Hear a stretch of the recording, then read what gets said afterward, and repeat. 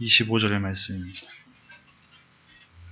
마태복음 11장 25절.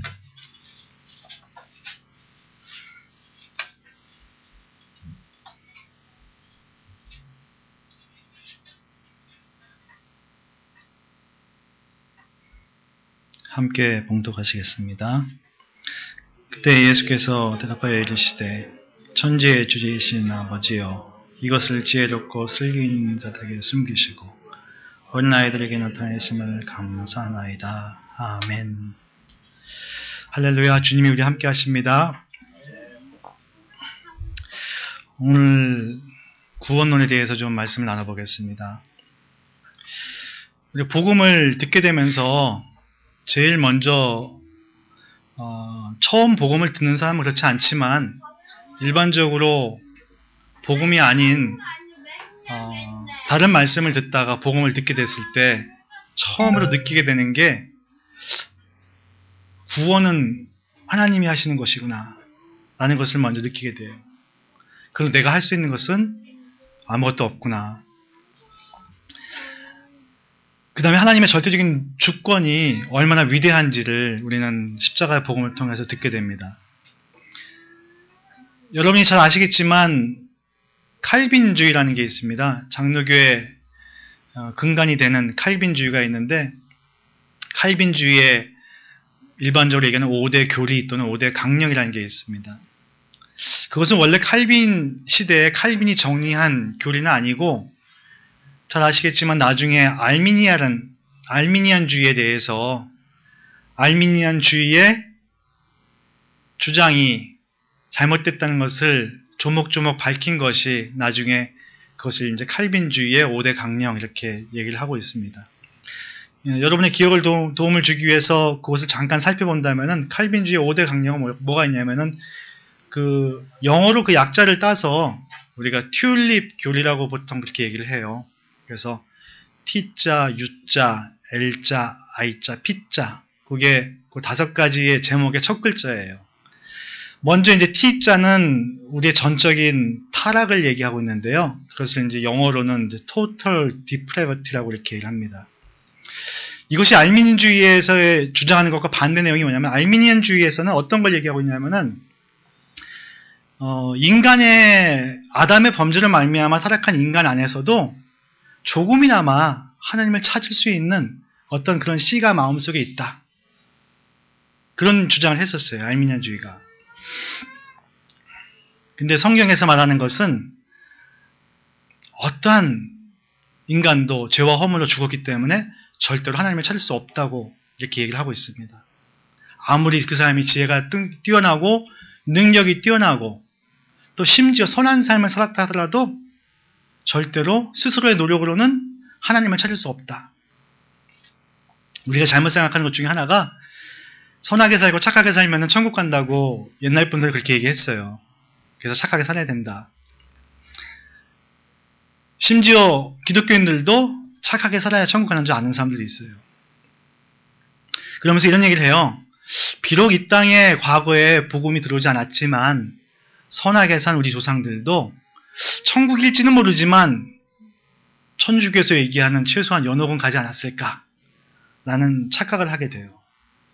근데 성경에서는 또 칼빈주의 첫 번째 강령에서는 뭐라고 얘기하냐면은 어떠한 사람도, 그러니까 하나님을 찾을 만한, 하나님께 구원받을 만한 조건이 아무도 없다는 거예요. 우리의 노력으로는. 전적인 무능을 얘기하는 것입니다. 그것이 이제 첫 번째 인간의 전적인 타락을 얘기하고 있고요. 두 번째 교리가 뭐냐면은 U로 시작하는 unconditional election이라고 그래요. 그러니까 선택을 받음에 있어서 제한이 없다, 조건이 없다는 얘기예요.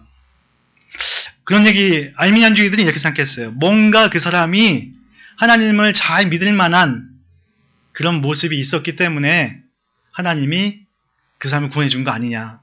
예를 들어서 저 사람이 신앙생활을 잘 할 것 같았기 때문에 하나님이 그를 구원해 주신 거 아니냐. 이렇게 주장을 했는데, 성경에서는 뭐라고 얘기하냐면은 구원에 있어서는 아무 조건도 없다는 얘기예요.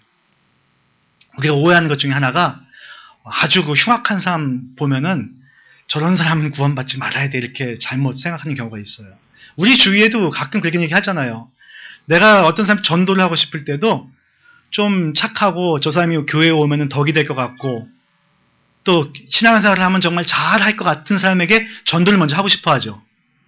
그리고 정말 사회적으로 무리를 일으키고 아마 심지어 직장에서도 직장생활 잘 못하고 남을 해롭게 하고 괴롭히고 덕이 되지 못하는 사람에게는 전도를 할 필요가 없다고 생각해요. 저 사람 교회 와봐야 교회 분란만 일으키고 아무 도움이 안 될 사람이다. 하나님은 저런 사람은 절대로 택하지 않을 것이다. 이렇게 생각해요. 얼마 전에 영화가 기억이 나는데 그 밀양이라는 영화에서 그 주인공의 아들을 죽인 그 살해범이 감옥에 갔는데 그 어머니가 그 감옥을 다시 찾아갔는데 찾아가서 그 살인범의 얼굴을 보니까 너무 당황을 한 거예요. 얼굴이 너무 좋은 거예요. 얼굴이 훤한 거예요. 이 어머니는 괴로워가지고 막 그를 용서할 수 없어갖고 나중에 기독교를 믿게 되면서 용서해야지, 내가 하나님이 사랑하라고 했으니까 용서해야지 하고 용서하기 위해서 그 죄수를 찾아갔는데 그 죄수는 감옥에서 얼굴이 너무 좋은 거예요. 그러니까 같이 간 집사님들이 막 놀라는 거예요. 얼굴이 너무 좋아, 너무 좋아. 그러니까 이 사람은 배신감을 느끼는 거예요. 그래서 한다는 얘기가, 그 죄수가 한다는 얘기가 하나님이 다 용서하셨습니다. 난 용서받았습니다. 이러는 거예요. 그러니까 이 배신감 때문에 그 주인공은 막 어쩔 줄 몰라가지고 이런 하나님 난 못 믿겠다. 나를 이렇게 괴롭게 하고 저 사람을 이렇게 편하게 만든 하나님은 난 인정할 수 없다. 하면서 교회에 대한 어떤 교회를 떠나가는 이런 모습이 이제 영화에 잠깐 비춰졌었는데 바로 그런 게 우리 모습이에요. 어떻게 저런 살인자가 구원받을 수 있을까? 하지만 하나님의 시각에서는 살인자나 나와는 똑같다는 얘기예요. 아무 조건이 없다는 얘기예요. 하나님이. 택하신 자는 그 사람이 선한 삶을 살았건 악한 삶을 살았건 지금까지가 중요하지 않다는 얘기예요. 그 다음에 어떤 삶을 살 것이냐가 중요한 것이지 지금까지 살았던 것은 어떤 조건이 없다는 얘기예요.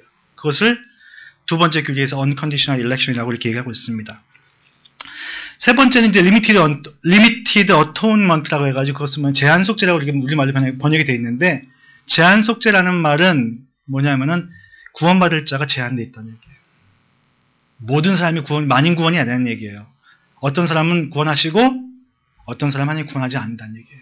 우리는 이 말씀을 듣고서 굉장히 좀 하나님에 대해서 어떻게 그렇게 하실 수 있을까 많이 고민을 많이 하게 돼요. 왜 똑같이 모든 사람을 구원하시지 왜 어떤 사람만 구원하실까?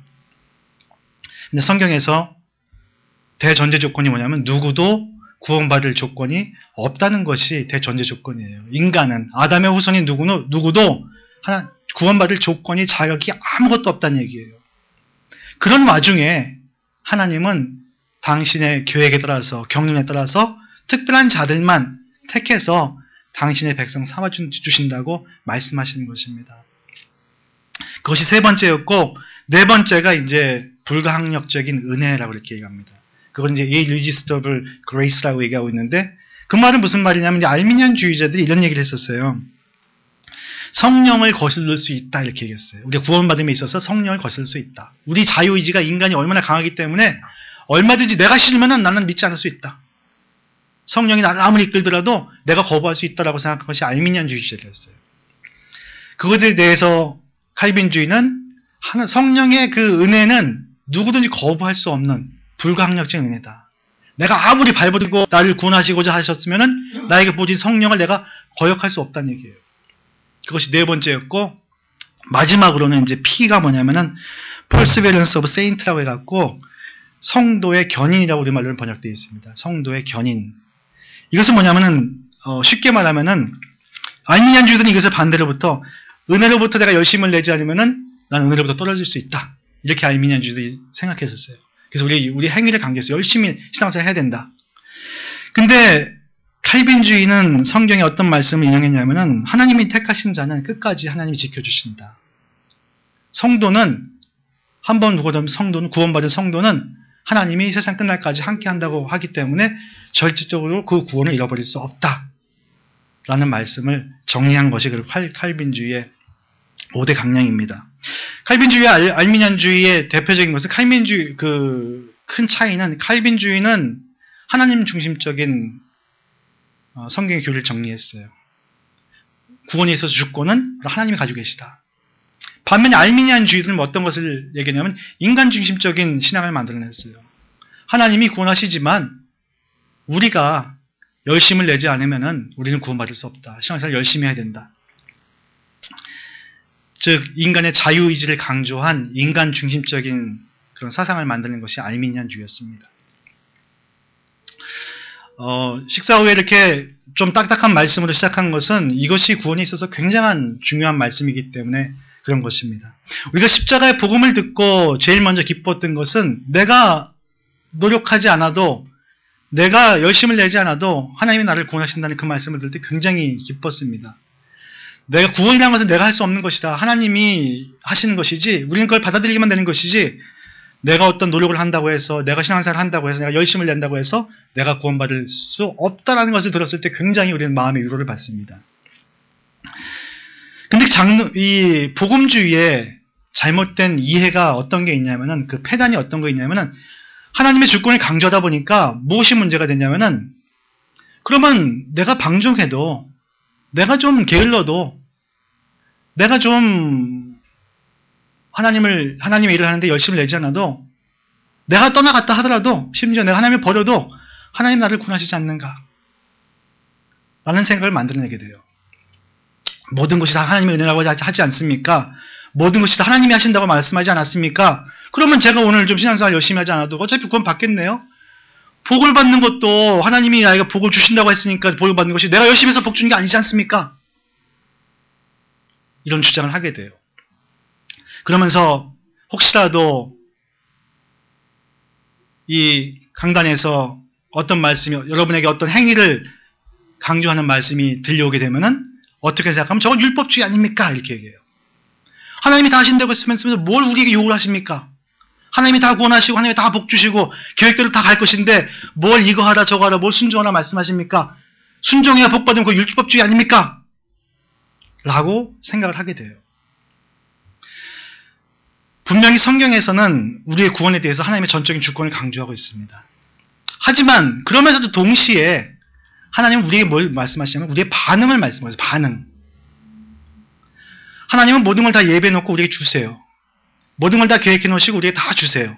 하지만 거기에 필요한 것이 있는데 우리의 행위가 아니라 그것은 우리의 반응이라고 얘기하는데 우리의 마음가짐이 어떠해야 되는가를 강조하고 있어요. 그것이 바로 오늘 본문의 말씀이에요.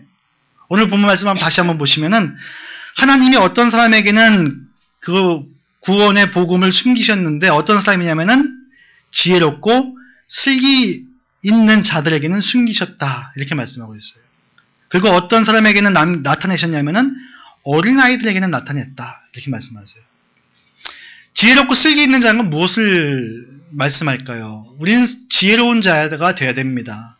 자문에서도 말씀하고 있으면 지혜로우라고 우리에게 권면을 하고 있습니다. 근데 왜 하나님은 지혜롭고 슬기로운 자에게 이 구원의 복음을 감추셨을까? 왜 나타내지 않으셨을까? 여기서 지혜롭고 슬기 있는 자라는 것은 복음만 해서 지혜로운 것이 아니라 세상적인 지혜를 얘기하고 있어요. 세상에서 지혜 있는 사람들, 특별히 교육을 많이 받은 사람들, 그런 사람들이 또 어떤 권위에, 어떤 자리에 올라가서 사회적인 성취를 이룬 사람들, 이런 사람들이 신앙을 갖기 어려워요. 하나님을 믿기 어려워요. 왜? 그 길을 가기 위해서 자기가 지금까지 계획하고 지금까지 자기의 지혜와 노력으로 그 자리에 올라갔기 때문에 자신이 이제 세상을 안다는 얘기예요. 나는 세상의 원리를 안다, 이치를 안다는 얘기예요. 세상이 어떻게 돌아가는지 안다는 얘기예요. 하나님이 없어도 나는 내 지식과 내 이성과 내 경험을 가지고도 얼마든지 살 수 있다고 생각하는 사람들이에요. 그런 사람들은 세상적으로는 지혜 있어요. 분명히. 많이 배웠어요. 또 아는 것도 많아요. 어떤 문제를 얘기하면 그 문제 해결책까지도 잘 제시를 해요. 심지어 정치하는 사람도 얼마나 많이 알고 있습니까? 마치 자기 한 나라를 자기가 이상적인 나라를 만들겠다고 얼마나 많은 사람이 떠들고 있어요. 한 나라뿐만 아니라 세계 정세까지도 다 알고 있어요. 다 꿰고 있어요. 역사까지 자기가 꿰고 있어요. 내가 이런 역사를 만들어낼 수 있다. 하지만 그런 사람들 하나님을 받아들이지 못해요. 십자가 복음을 의지하지 못해요. 왜? 내 지혜가 이미 다 부족한 게 없기 때문에. 내가 모든 것을 다 나의 삶을 내가 윤택하게 만들 수 있기 때문에. 내가 이 땅에서 행복한 나의 삶을 만들어낼 수 있기 때문에 하나님은 나에게 필요 없다는 얘기예요. 그것이 세상적으로 지혜롭고 슬기 있는 사람이에요. 우리 복음안에서 봤을 때는 이것이 뭐예요? 어리석은 자죠. 복음안에서는 어떤 사람들이 구원을 받습니까? 어린아이와 같은 사람이 구원을 받게 된다. 어린아이. 어린아이는 육신의 어린아이를 얘기하는 것은 아니죠. 여기서 얘기하는 것은. 어린아이만 구원받는다면은 여기서 수영이나 윤진이만 구원받고 우리는 구원 못 받, 그렇지 않잖아요. 구원받는 사람은 누구나 다 나이가 어리든 나이가 많든 내 생을 마감하든 하나님의 복음을 듣고 하나님을 의지하고 그 십자가의 복음을 받아들이는 사람은 다 구원을 받게 되는 겁니다. 어린아이라는 것은 뭐예요? 어린아이라는 것은 나의 이성의 한계를 내가 아는 사람들이에요. 나의 생각의 한계, 나의 계획의 한계, 나의 지식의 한계를 아는 사람들이에요. 이것은 세상적으로 공부를 많이 했냐 적게 했냐 그거하고 관계없어요. 이 어린아이라는 것은 내가 아무리 노력하더라도 내가 할 수 없는 것이 있다는 것을 아는 것이에요. 즉 구원을 내가 절대로 나의 능력으로 할 수 없다는 것을 아는 사람들이 바로 어린아이들이에요. 지혜 있는 사람들은 오늘도 세상의 지혜를 따라서 무엇을 좀 안다고 여기고 지혜와 이해력이 많아서 더 이상 배울 것이 없다고 생각해요. 우리가 이렇게 나이가 조금씩 들면은 세상에서도 그런 얘기를 많이 하죠. 나도 그거 알아. 더 이상 얘기하지만 나도 알아. 나도 당신만큼 살아봤고 나도 당신만큼 경험해봤기 때문에 당신이 말하는 얘기 다 알아. 그런 사람들에게 복음을 전해봤자 복음이 안 들어갑니다. 그런 사람들은 나는 내 삶을 내 마음대로 할 수 있는데 왜 너가 하나님이 필요하다고 얘기하냐. 나 하나님 모습 살 수 있어. 충분히 잘 살고 있지 않냐. 내 모습을 봐라. 이런 사람들이 지혜롭고 슬기로운 사람들이에요. 세상적인. 우리말로 한다면 헛똑똑이죠. 헛똑똑이. 똑똑하긴 한데 헛똑똑이에요. 진짜로 중요한 것을 모르고 그냥 세상적인 것에 만족하는 사람들. 그것이 전부인 줄 아는 사람들. 세상이 자기가 살아가는 세상이 그것이 전부이고 그 이외의 세상은 그 이후의 삶은 없다고 생각하는 사람들. 바로 헛똑똑이들이 여기서 지혜가 있고 슬기로운 사람이라고 이렇게 말하고 있습니다. 반면에 어린아이들은 자신의 한계를 알고 자신의 무능을 아는 사람들이에요. 하나님이 나를 도와주시지 않으면은 나는 오늘도 세상의 사람들과 같이 그렇게 의미 없이 살아갈 수밖에 없는 존재. 하나님이 오늘도 나를 말씀으로 이끌지 않으면은 세상 사람들과 존재. 세상 사람만도 못한 존재. 하나님을 믿지 않는 사람만도 못한 존재로 살아갈 수 있는 것을 알고 느끼는 사람들이 바로 어린아이들인 것입니다. 어린아이들은 단순함이 있어요. 단순함. 어떤 단순함이 있냐면은 복음을 듣고 그 복음을 받아들일 준비가 되어 있는 것이 어린아이들입니다. 어린아이들은 이렇게 하잖아요. 부모님이 얘기해주면 거기 정말인지 믿잖아요. 예를 들어서. 제가 어렸을 때 그 기억을 아직도 잊지 못하는데 4살 때인가 5살 때였어요. 그때 크리스마스 날인데 아침에 깨어보니까 사과 한 상자가 이렇게 집에 들어가 있었어요. 옛날에는 사과가 나무 상자에 이렇게 들어가 있었어요. 그 쌀겨를 같이 넣어가지고 포장재가 없을 때. 그때 그 아침에 크리스마스 날 성탄절날 아침에 제가 어머니한테 물어봤어요. 그때 사과는 좀 귀했던 것 같아요. 지금같이 흔한 게 아니라 사과 과일이 귀했던 것 같아요. 한 번도 우리 집에 선물 누가 그렇게 해준 적이 없었어요. 사과 상자를. 집이 어려워서 그랬는지 몰라도. 그래서 어머니께 여쭤봤어요. 이 사과 누가 갖다 주셨어요? 그랬더니 어머니가 산타클로스가 갖다 줬다고. 그때 그걸 믿고 깜짝 놀랐어요. 아니 어떤 분이시길래 우리 집에 이렇게 큰 선물을 주셨을까? 산타클로스가 정말 좋으신 분이구나. 어린아이들은 이런 단순함이 있어요. 물론 세상 물정을 모르니까 그렇게 믿겠죠. 부모니가 해준 말에 대해서 그 말을 그대로 믿는 준비가 되어 있다는 얘기예요. 그 어머니가 해줬을 때 그 말을 정말 진리로 받아들일 준비가 되어 있다는 얘기예요. 이런 아이들에게, 이런 사람들에게 하나님은 복음을 나타내신다라고 말씀하고 있는 것입니다. 이것은 오늘 어떤 지혜 있고 슬기로운 자가 이미 정해져 있고 어린아이가 정해져 있다는 말씀을 한 것이 아닙니다. 이것은 우리의 반응을 얘기하는 거예요. 이 말씀. 하나님, 주님 우리에게 주신 말씀은 만약에 어떤 사람은 지혜롭고 세상적으로 지혜롭고 슬기로운 자가 될 것이 예정되어 있는 사람이 있었고 어떤 아이는 어린아이와 같이 하나님의 복음을 받아들일 준비가 되어 있다면 주님이 이런 말씀 하실 필요가 없어요. 주님이 이렇게 말씀하신 제자들에게 내가 진실로 말하노니 너희가 결탄코 어린아이와 같이 되지 아니하면은 천국에 들어가지 못한다라고 말씀하고 있습니다. 원래부터 어린아이가 됐다면 그렇게 말씀하실 필요가 없다는 얘기예요. 어린아이가 되는 것 같이 반응을 하라니, 반응을. 너희가 비록 세상적인 지식을 가지고 지금까지 살아왔지만 이제부터는 어린아이와 같이 복음을 받아들일 마음의 준비를 하라는 얘기예요.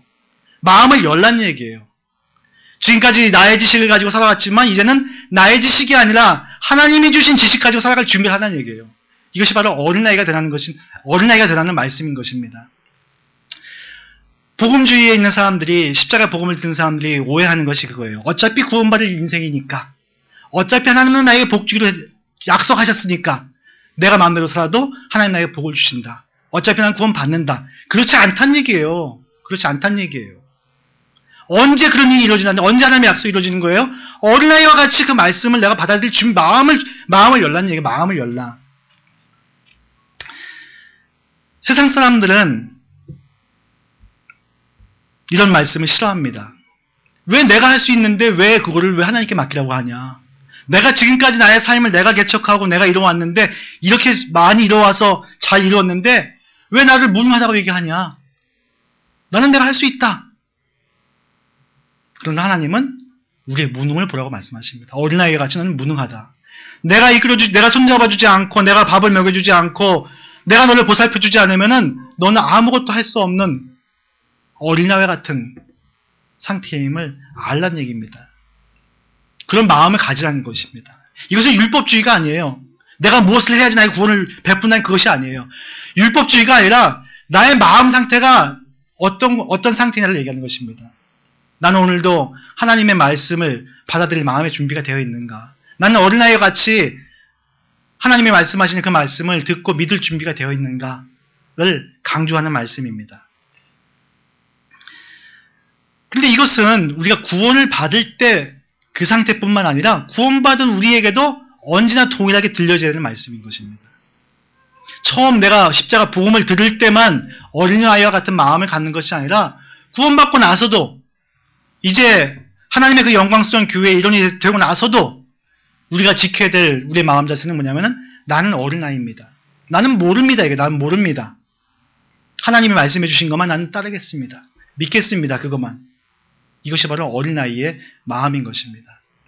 우리는 신앙생활을 좀 하다 보면은 이런 생각을 많이 해요. 내 생각에는 하나님이 이렇게 하실 것 같아. 그런 얘기 많이 하죠. 내 생각에는 하나님이 이렇게 이끄실 것 같아. 제가 대학 청년부 아이들과 예배를 드리면서 강조하는 것이, 너가 들은 말씀이 무엇이냐를 먼저 물어봐요. 그럼 그 학생들이 이제 오늘 설교를 통해서 이런 말씀 들었습니다. 이렇게 얘기를 해요. 그럼 그런 말씀만 하지 말고 왜 그런 말씀 하셨냐? 성경적인 근거가 뭐냐? 근거를 함께 얘기해라. 이렇게 항상 요구를 하고 있습니다. 그것이 뭐냐면, 내 생각이 아니라 우리가 어떤 나의 삶에서 일어나는 일들을 해석할 때, 또는 나의 어떤 문제가 지금 해결되고 있지 않을 때, 또는 내가 어떤 문제가 해결됐을 때, 이것을 내 생각으로 해석한 것이 아니라 성경에 보니까, 성경에는 이런 일이 있었고 이런 말씀 하셨으니까 나의 상태는 이렇습니다라고 해석을 해야지, 내 생각에는 이라는 것을 우리는 좀 더 조심을 해야 될 것 같습니다. 신앙의 경우에는 이렇게 스스로 지혜 있다 하지 말고 어린아이와 같은 이런 마음이 필요한 것입니다. 하나님이 이스라엘 백성들을 구원하시고 광야에서 이스라엘 백성들이 40년간의 삶을 살게 되는데, 이스라엘 백성들은 하나님의 말씀보다는 자기 생각을 항상 따졌어요. 하나님이 이렇게 우리를 인도하셔는 안 된다. 지금 이렇게 절박한 환경인데 왜 우리의 양식을 주지 않느냐? 왜 우리에게 빨리 가나안 땅 들어갈 수 있는 기회를 주시지 않느냐? 왜 우리에게 지금 거주할 땅을 주시지 않느냐? 왜 우리에게 양식을 주지 않느냐? 내 생각에는 하나님이 뭐 잘못하시는 것 같아. 내 생각에는 하나님이 지금 어디 멀리 가신 것 같아. 이렇게 돼서는 우리가 구원받을 수 없어. 다시 애굽으로 돌아가는 게 낫겠어. 가데스 바네아에서 정탐꾼이 갔다 왔을 때도 그들은 이렇게 얘기했습니다. 내 생각에는 우리는 절대로 그 땅에 못 들어간다. 하나님은 무엇을 요구하셨어요? 어린아이와 같은 마음. 바보 같은 마음을 요구하셨어요. 바보 같은 마음. 지금 우리의 성인된 우리의 생각으로는 그 일이 안 이루어질 것 같아요. 하지만 하나님은 우리의 어린아이와 같은 마음을 요구하십니다. 아, 하나님 말씀 맞습니다. 내 생각을 버리겠습니다. 최소한 그것이 안 믿어진다 하더라도 하나님 내 생각을 버리겠습니다라고 고백하는 그런 마음 자세를 요구하는 것입니다. 우리 기도 응답에 대해서도 나름대로 많이 해석을 하죠. 어떤 사람은 뭐 기도 응답을 빨리 받았고 어떤 사람은 기도 응답을 늦게 받았고 내 생각에는 뭐가 내가 잘못된 것 같아. 내 생각에는 내가 뭘 잘해서 나의 기도 응답이 빨리 이루어진 것 같아. 하지만 거기에는 어린이와 같은 마음이 필요한 것입니다. 어린이와 같이 하나님의 말씀은 내가 비록 그것이 지금 안 이루어진다 하더라도 반드시 그 말씀은 이루어진다라는 고백이 필요한 것입니다. 복음 안에 있으면서 우리가 반응을 얘기하면은 잘못 오해하면은 이것이 율법주의가 아니냐라고 오해를 합니다. 하나님이 우리의 마음과 상관없이 무조건 은혜로 구원을 주신다는 말씀에는 굉장히 기뻐합니다. 내가 부족해도 하나님은 나를 구원하시고 나에게 복을 주신다. 굉장히 기뻐합니다. 하지만 무언가를 요구하실 때는 우리가 굉장히 부담스러워하죠. 그러면 조건적인 하나님 아니십니까? 라고 하나님께 대들기도 합니다. 그러나 하나님은 우리에게 무엇을 하라고 요구하는 것이 아니라 우리의 마음 자세를 요구하세요. 마음 자세. 내가 어떤 마음이냐? 어린아이와 같은 마음이냐? 내가 그 말씀을 정말 믿을 마음의 준비가 되어 있느냐? 나의 과거의 경험과 이성을 내려놓을 준비가 되어 있느냐? 라고 합니다. 왜 이렇게 하실까요? 왜 하나님은 우리의 지식과 이성과 경험을 다 내려놓길 원하시고 어린아이와 같은 마음을 갖기 원하실까요? 그것을 고린도전서에서는 이렇게 말씀하고 있습니다. 하나님은 세상에 미련한 것을 택하서 지혜로운 자를 부끄럽게 하시길 원한다고 말씀하고 있습니다. 세상에 약한 자를 택해서 강한 자를 부끄럽게 하시려고 하신다고 말씀하고 있습니다. 세상에 멸시받는 것들과 없는 것들을 택해서 있는 자들을 폐하시려고 하신다고 말씀하고 있습니다. 그 이유는 뭘까요? 아무 육체라도 하나님 앞에서 자랑하지 말게 하기 위해서 그렇게 하신다는 것입니다. 하나님은 우리는 이기적인 하나님이라고 생각하지만 하나님의 이름이 높아지길 원하세요. 우리의 이름이 높아지길 원하시는 것이 아니라 우리는 어린아이와 같이 하나님만 따라와주는 존재, 그런 존재가 되기를 원하고 계십니다. 하나님 우리를 아들 삼아주셨어요. 우리를 아버지 삼아주지 않았어요. 우리를 아들 삼아주셨어요. 아들 된 우리는 아버지의 뜻을 따라가기 원하시는 것입니다. 그 아버지를 온전히 의지하고 믿고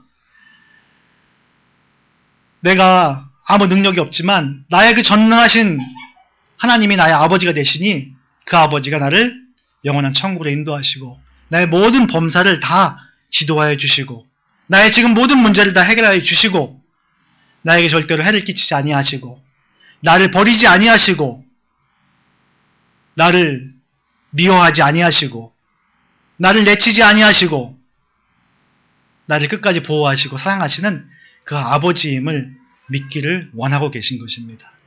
하나님은 우리에게 어떤 행위를 요구하지 않으십니다. 하지만 하나님은 오늘도 우리 마음이 어린아이와 같이 단순하게 순수하게 아버지의 뜻에 아멘으로 화답하기를 원하고 계신 것입니다. 오늘 이 말씀을 듣는 저와 우리 모두 주양교회 성도님들이 하나님의 말씀을 어린아이와 같이 받아들이는 그런 복된 신앙으로 나아가기를 주님의 이름으로 축복합니다. 기도하시겠습니다. 좋으신 하나님 아버지, 이 모든 비밀을 천지의 주제이신 아버지께서 지혜롭고 슬기 있는 자들에게 숨기시고 어린아이에게 나타내심을 감사한다는 주님의 기도를 바라보게 하시니 감사합니다. 우리의 나약함을 보게 하시고 우리의 무능을 보게 하시고 우리 지식의 한계를 보게 하셔서 언제나 하나님만 의지하고 하나님 말씀이 절대 옳습니다라고 고백하고 오늘도 살아갈 수 있는 복된 주의 자녀들로 모두 인도하시니 감사하오며 언제나 우리와 함께 하시는 예수님의 이름으로 기도하옵나이다. 아멘. 아멘.